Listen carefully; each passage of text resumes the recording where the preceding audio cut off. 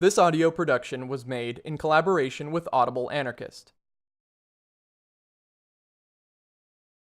Ecology and Revolutionary Thought by Murray Bookchin, writing as Louis Herber, originally published in 1964.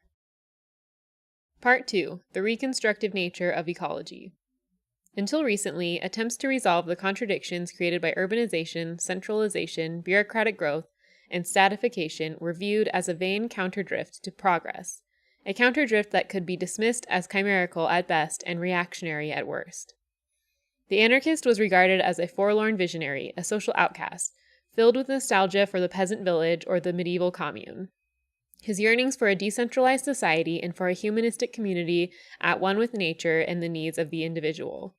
The spontaneous individual, unfettered by authority, were viewed as the reactions of a romantic, of a declassed craftsman or an intellectual misfit. His protest against centralization and stratification seemed all the less persuasive because it was supported primarily by ethical considerations, by utopian, ostensibly unrealistic notions of what men could be, not of what he was. To this protest, opponents of anarchist thought, liberals, rightists, and authoritarian leftists, argued that they were the voices of historic reality, that their statist and centralist notions were rooted in the objective, practical world.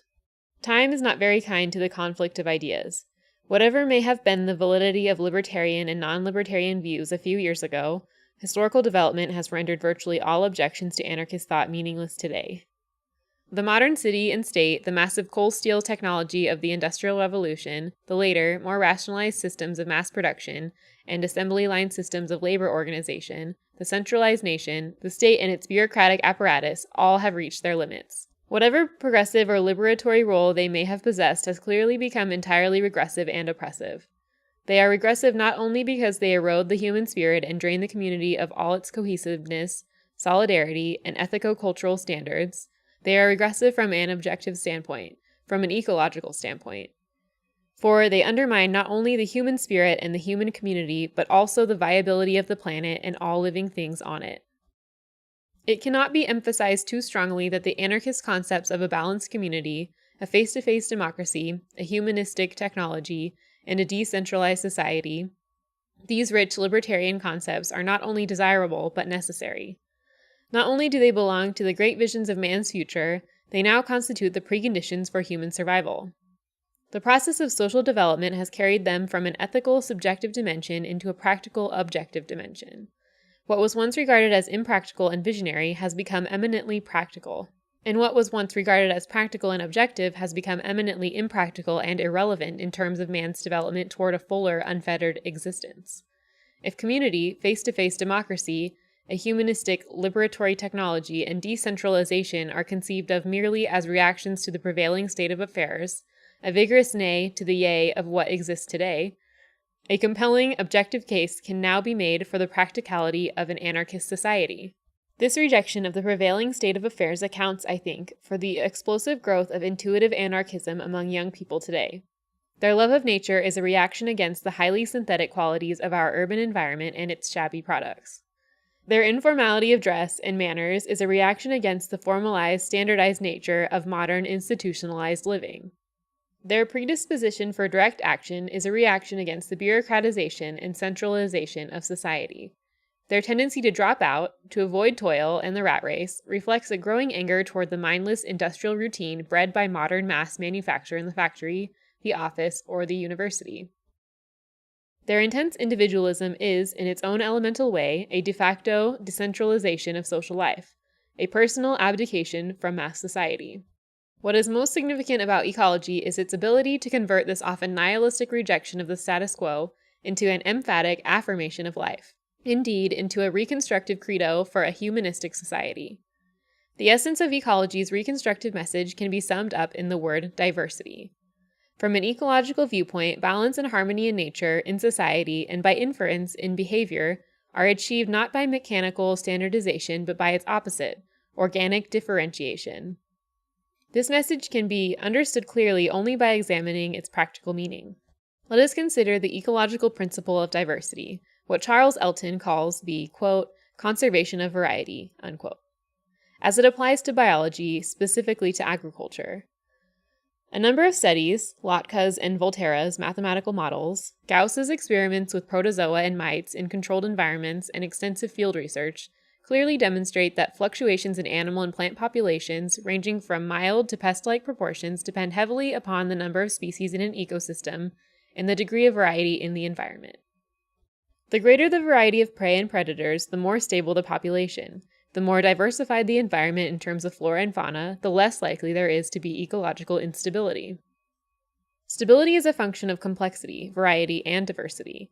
If the environment is simplified and the variety of animal and plant species is reduced, fluctuations in population become marked and tend to get out of control. They tend to reach pest proportions. In the case of pest control, many ecologists now conclude that we can avoid the repetitive use of toxic chemicals such as insecticides and herbicides by allowing for a greater interplay among living things. We must allow more room for natural spontaneity for the diverse biological forces that make up an ecological situation. Quote, European entomologists now speak of managing the entire plant insect community, unquote, observes Robert L. Rudd. Quote, it is called manipulation of the biocenos. The biocenetic environment is varied, complex, and dynamic. Although numbers of individuals will constantly change, no one species will normally reach pest proportions. The special conditions which allow high populations of a single species in a complex ecosystem are rare events. Management of the biocenos, or ecosystem, should be our goal, challenging as it is, unquote. The manipulation of the biocenos in a meaningful way, however, presupposes a far-reaching decentralization of agriculture. Wherever feasible, industrial agriculture must give way to soil and agricultural husbandry. The factory floor must yield to gardening and horticulture. I do not wish to imply that we must surrender the gains acquired by large-scale agriculture and mechanization. What I do contend, however, is that the land must be cultivated as though it were a garden.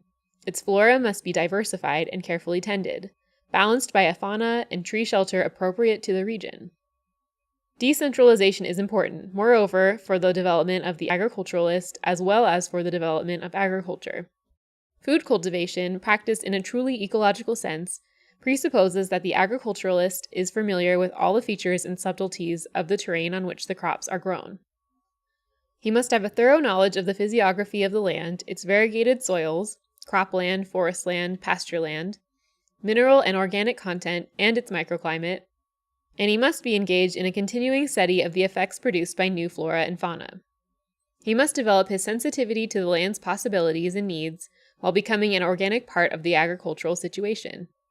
We can hardly hope to achieve this high degree of sensitivity and integration in the food cultivator without reducing agriculture to a human scale, without bringing agriculture within the scope of the individual.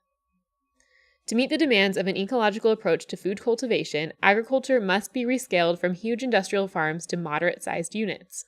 The same reasoning applies to a rational development of energy resources. The Industrial Revolution increased the quantity of energy available to industry, but it diminished the variety of energy resources used by man.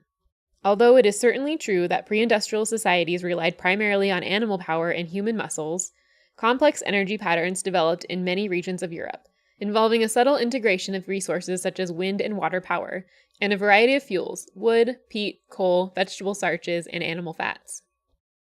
The Industrial Revolution overwhelmed and largely destroyed these regional energy patterns, replacing them first with a single energy system, coal, and later with a dual system, coal and petroleum. Regions disappeared as models of integrated energy patterns. Indeed, the very concept of integration through diversity was obliterated. As I indicated earlier, many regions became predominantly mining areas, often devoted to the production of a few commodities. We need not review the role this breakdown in true regionalism has played in producing air and water pollution, the damage it has inflicted on large areas of the countryside, and the depletion of our precious hydrocarbon fuels. We can, of course, turn to nuclear fuels, but it is chilling to think of the lethal radioactive waste that would require disposal if power reactors were our major energy source. Eventually, an energy system based on radioactive materials would lead to the widespread contamination of the environment, at first in a subtle form, but later on a massive and palpably destructive scale. Or we could apply ecological principles to the solution of our energy problems. We could try to re-establish earlier regional energy patterns using a combined system of energy provided by wind, water, and solar power. We would be aided by more sophisticated devices than any known in the past. We have now designed wind turbines that could supply electricity in a number of mountainous areas to meet the electric power needs of a community of 50,000 people. We have perfected solar energy devices that yield temperatures high enough in warmer latitudes to deal with most metallurgical problems. Used in conjunction with heat pumps, many solar devices could provide as much as 3/4, if not all, of the heat required to comfortably maintain a small family house. And at this writing, the French are completing a tidal dam at the mouth of the Rance River in Brittany that is expected to produce more than 500 million kilowatt hours of electricity a year. In time, the Rance River project will meet most of the electrical needs of northern France. Solar devices, wind turbines, and hydroelectric resources, taken singly, do not provide a solution for our energy problems and the ecological disruption created by conventional fuels. Pieced together as a mosaic, as an organic energy pattern developed from the potentialities of a region, they could amply meet the needs of a decentralized society. In sunny latitudes, we could rely more heavily on solar energy than on combustible fuels. In areas marked by atmospheric turbulence, we could rely more heavily on wind devices. And in suitable coastal areas or inland regions with a good network of rivers, the greater part of our energy would come from hydroelectric installations. In all cases, we would use a mosaic of non-combustible, combustible, and nuclear fuels.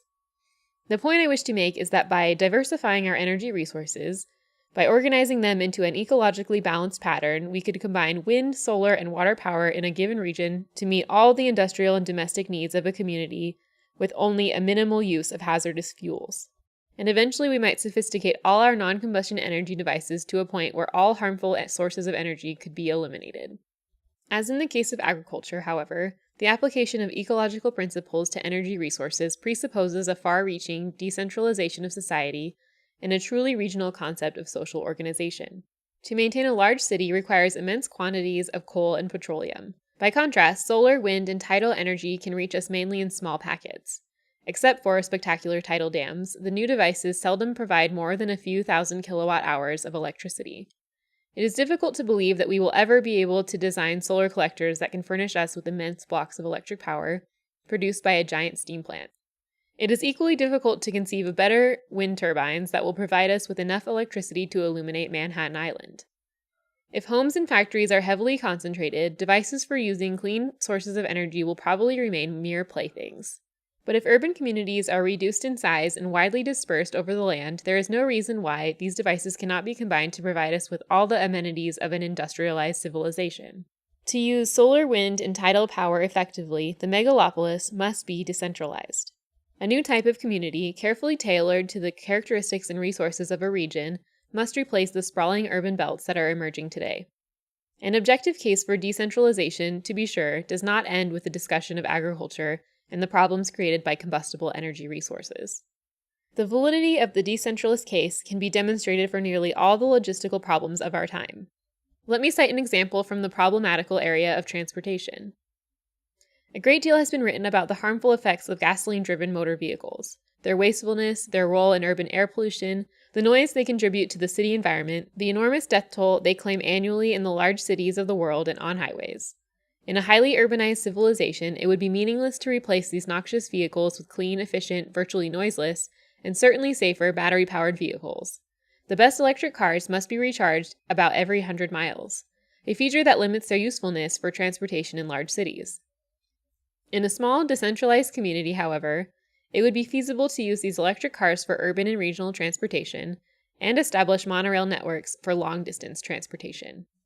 It is fairly well known that gasoline-powered vehicles contribute enormously to urban air pollution, and there is a strong sentiment to engineer the more noxious features of the automobile into oblivion.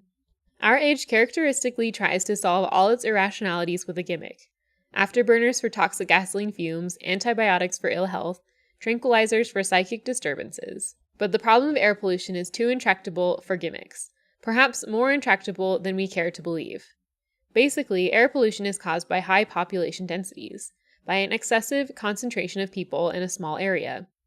Millions of people densely concentrated in a large city necessarily produce serious local air pollution merely by their day-to-day activities. They must burn fuels for domestic and industrial reasons. They must construct or tear down buildings. The aerial debris produced by those activities is a major source of urban air pollution. They must dispose of immense quantities of rubbish. They must travel on roads with rubber tires. The particles produced by the erosion of tires and roadway materials add significantly to air pollution. Whatever pollution control devices we add to automobiles and power plants, the improvement these devices will produce in the quality of urban air will be more than canceled out by future megalopolitan growth. There is more to anarchism than decentralized communities. If I have examined these possibilities in some detail, it has been to demonstrate that an anarchist society, far from being a remote ideal, has become a precondition for the practice of ecological principles. To sum up the critical message of ecology, if we diminish variety in the natural world, we debase its unity and wholeness. We destroy the forces making for natural harmony and stability, for a lasting equilibrium. And what is even more significant, we introduce an absolute retrogression in the development of the natural world that may eventually render the environment unfit for advanced forms of life. To sum up the reconstructive message of ecology, if we wish to advance the unity and stability of the natural world, if we wish to harmonize it on ever higher levels of development, we must conserve and promote variety. To be sure, mere variety for its own sake is a vacuous goal. In nature, variety emerges spontaneously. The capacities of a new species are tested by the rigors of climate, by its ability to deal with predators, and by its capacity to establish and enlarge its niche. Yet the species that succeeds in enlarging its niche in the environment also enlarges the ecological situation as a whole. To borrow E.A. Gutkind's phrase, it, quote, expands the environment, unquote, both for itself and for the species with which it enters into a balanced relationship. How do these concepts apply to social theory? To many readers, I suppose, it should suffice to say that inasmuch as man is part of nature, an expanding natural environment enlarges the basis for social development. But the answer to the question, I think, goes much deeper than many ecologists and libertarians suspect. Again, allow me to return to the ecological principle of wholeness and balance as a product of diversity. Keeping this principle in mind, the first step toward an answer is provided by a passage in Herbert Reed's The Philosophy of Anarchism. In presenting his Measure of Progress, Reed observes, quote, progress is measured by the degree of differentiation within a society. If the individual is a unit in a corporate mass, his life will be limited, dull, and mechanical. If the individual is a unit on his own, with space and potentiality for separate action, then he may be more subject to accident or chance. But at least he can expand and express himself. He can develop in the only real meanings of the world, develop in consciousness of strength, vitality, and joy, unquote. Reed's thought, unfortunately, is not fully developed, but it provides an interesting point of departure. What first strikes us is that both the ecologist and the anarchist place a strong emphasis on spontaneity. The ecologist, insofar as he is more than a technician, tends to reject the notion of power over nature. He speaks instead of steering his way through an ecological situation, of managing rather than recreating an ecosystem. The anarchist, in turn, speaks in terms of social spontaneity, of releasing the potentialities of society and humanity, of giving free and unfettered rein to the creativity of people. Each, in its own way, regards authority as inhibitory, as a weight limiting the creative potential of a natural and social situation. Their object is not to rule a domain, but to release it. They regard insight, reason, and knowledge as means for fulfilling the potentialities of a situation, as facilitating the working out of the logic of a situation, not of replacing its potentialities with preconceived notions or distorting their development into dogmas. Returning now to Reed's words, what strikes us next is that, like the ecologist, the anarchist views differentiation as a measure of progress. The ecologist uses the term biotic pyramid in speaking of biological advances. The anarchist, the word individuation to denote social advances.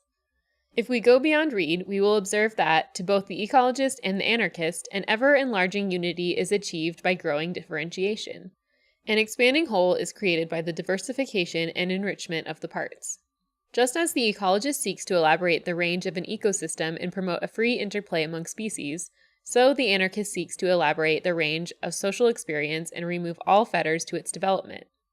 Anarchism is not only a stateless society, but also a harmonized society that exposes man to the stimuli provided by both agrarian and urban life, to physical activity and mental activity, to unrepressed sensuality and self-directed spirituality, to communal solidarity and individual development, to regional uniqueness and worldwide brotherhood, to spontaneity and self-discipline, to the elimination of toil and the promotion of craftsmanship. In our schizoid society, these goals are regarded as mutually exclusive dualities, sharply opposed. They appear as dualities because of the very logistics of present-day society. The separation of town and country, the specialization of labor, the atomization of man. And it would be preposterous to believe that these dualities could be resolved without a general idea of the physical structure of an anarchist society. We can gain some idea of what such a society would be like by reading William Morris's News from Nowhere and the writings of Peter Kropotkin, but these are mere glimpses. They do not take into account the post-World War II development of technology and the contributions made by the development of ecology. This is not the place to embark on utopian writing, but certain guidelines can be presented even in a general discussion. And in presenting these guidelines, I am eager to emphasize not only the more obvious ecological premises that support them, but also the humanistic ones. An anarchist society should be a decentralized society, not only to establish a lasting basis for the harmonization of man and nature, but also to add new dimensions to the harmonization of man and man. The ancient Greeks, we are often reminded, would have been horrified by a city whose size and population precluded a face-to-face, often familiar relationship between citizens. Today, there is plainly a need to reduce the dimensions of the human community, partly to solve our pollution and transportation problems, partly also to create real communities. In a sense, we must humanize humanity. Electronic devices such as telephones, telegraphs, radios, television receivers, and computers should be used as little as possible to mediate the relations between people. In making collective decisions, and the ancient Athenian ecclesia was, in some ways, a model for making social decisions during the classical period, all members of the community should have an opportunity to acquire in full the measure of anyone who addresses the assembly. They should be in a position to absorb his attitudes, study his expressions, and weigh his motives as well as his ideas in a direct personal encounter and through full debate and face-to-face discussion. Our small communities should be economically balanced and well-rounded, partly so that they can make full use of local raw materials and energy resources, partly also to enlarge the agricultural and industrial stimuli to which individuals are exposed. The member of a community who has a predilection for engineering, for instance, should be encouraged to steep his hands in humus, the man of ideas should be encouraged to employ his musculature, the inborn farmer should gain a familiarity with the workings of a rolling mill. To separate the engineer from the soil, the thinker from the spade, and the farmer from the industrial plant may well promote a degree of vocational over-specialization that leads to a dangerous measure of social control by specialists. What is equally important, professional and vocational specialization would prevent society from achieving a vital goal, the humanization of nature by the technician and the naturalization of society by the biologist. I submit that an anarchist community would approximate a clearly definable ecosystem. It would be diversified, balanced, and harmonious. It is arguable whether such an ecosystem would acquire the configuration of an urban entity with a distinct center, such as we find in the Greek polis or the medieval commune, or whether, as Gutkind proposes, society would consist of widely dispersed communities without a distinct center. In either case, the ecological scale for any of these communities would be the smallest biome capable of supporting a population of moderate size. A relatively self-sufficient community, visibly dependent on its environment for the means of life, would gain a new respect for the organic interrelationships that sustain it. In the long run, the attempt to approximate self-sufficiency would, I think, prove more efficient than the prevailing system of a national division of labor that prevails today. Although there would doubtless be many duplications of small industrial facilities from community to community, the familiarity of each group with its local environment and its ecological roots would make for a more intelligent and more loving use of its environment. I submit that far from producing provincialism, relative self-sufficiency would create a new matrix for individual and communal development, a oneness with the surroundings that would vitalize the community. The rotation of civic, vocational, and professional responsibilities would stimulate all the senses in the being of the individual, rounding out new dimensions in self-development. In a complete society, woe could hope, again, to create complete man. In a rounded society, rounded men. In the Western world, the Athenians, for all their shortcomings and limitations, were the first to give us a notion of this completeness. Quote, "The polis was made for the amateur," unquote. Kitto tells us, quote, "Its ideal was that every citizen, more or less, according as the polis was democratic or oligarchic, should play this part in all of its many activities." An ideal that is recognizably descended from the generous Homeric conception of arete as an all-around excellence and an all-around activity. It implies a respect for the wholeness or the oneness of life and a consequent dislike of specialization. It implies a contempt for efficiency, or rather, a much higher ideal of efficiency, an efficiency which exists not in one department of life, but in life itself." Unquote. An anarchist society, although it would surely aspire for more, could hardly hope to achieve less than this state of mind. If the meshing of ecological and anarchist principles is ever achieved in practice, social life would yield a sensitive development of human and natural diversity, falling together into a well-balanced, harmonious unity. Ranging from community through region to entire continents, we would see a colorful differentiation of human groups and ecosystems, each developing its unique potentialities and exposing members of the community to a wide spectrum of economic, cultural, and behavioral stimuli.